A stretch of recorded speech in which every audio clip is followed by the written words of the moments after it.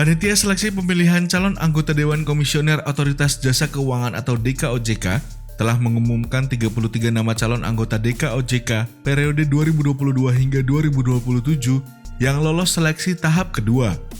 Pansel telah memutuskan dari 155 nama yang lolos seleksi tahap pertama, hanya 33 nama yang lolos seleksi tahap kedua dan akan masuk untuk seleksi tahap ketiga.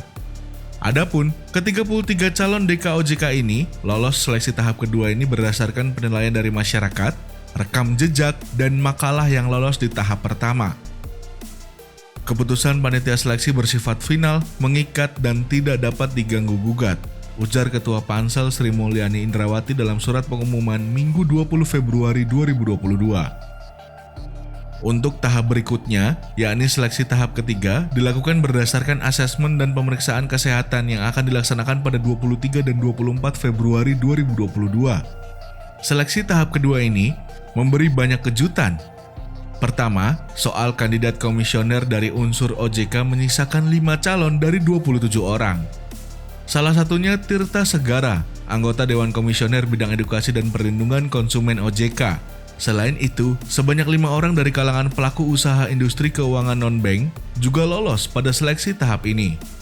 Sebut saja Pantro Pander Silitonga, Direktur Bisnis IFG, Muhammad Fauzi Maulana Ihsan, Komisaris Utama IFG, Iwan Pasila, Dirut PT Asuransi BRI Life, Agus Susanto, Dirut BPJS Ketenagakerjaan 2016 hingga 2021, dan Divi Johansyah, Komisaris Utama PT Finet Indonesia.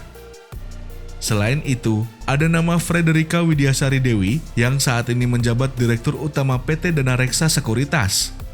Nama beken lain yang juga lolos seleksi tahap kedua ialah Inarno Jayadi, Dirut BEI, Darwin Cyril Nurhadi, Dewan Pengawas Indonesia Investment Authority atau INA periode 2021 hingga 2026, Didik Madiono, anggota Dewan Komisioner Lembaga Penjamin Simpanan atau LPS, Pahala Nainggolan, Deputi Pencegahan KPK, Mirza Aditya Suara, Deputi Gubernur BI 2014 hingga 2019, dan Dian Ediana Rae, Kepala PPATK 2020 hingga 2021. Menariknya, dari saringan 155 nama, ada 2 mantan direksi Main ID lolos tahap kedua, yakni mantan Direktur Pelaksana Main ID Sophia Isabella Watimena dan mantan Direktur Layanan Strategis Ogi Prastomiono. Sementara itu, representasi Bank Indonesia menyisakan 4 nama, yakni Haryadi, Direktur Eksekutif Bank Indonesia, Peter Jacobs, Direktur Eksekutif Kepala Departemen Jasa Perbankan, Perizinan, dan Operasional Treasury Bank Indonesia, Agusman, Direktur Eksekutif Kepala Departemen Audit Intern Bank Indonesia, dan Dodi Zulverdi, Direktur Eksekutif Kepala Departemen Internasional Bank Indonesia.